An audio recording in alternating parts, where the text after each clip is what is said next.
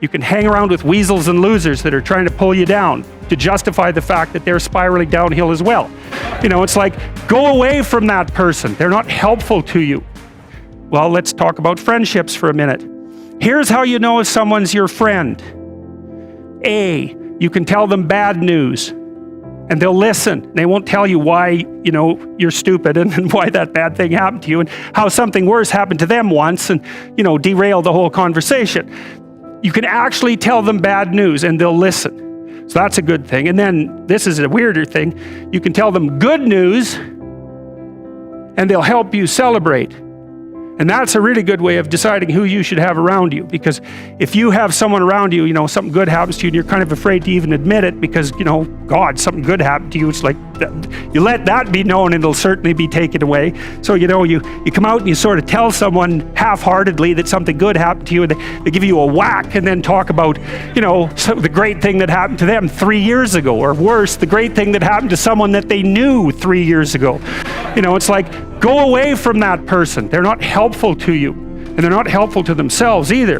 And so you want to you got to think about this. You got to surround yourself with people who want the best for the best part of you. You can hang around with weasels and losers that are trying to pull you down to justify the fact that they're spiraling downhill as well.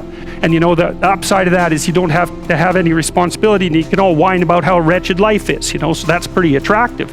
But I would say it's also a bad medium to long-term plan. And so it's acceptable and desirable to try to surround yourself with people who are facilitating your development.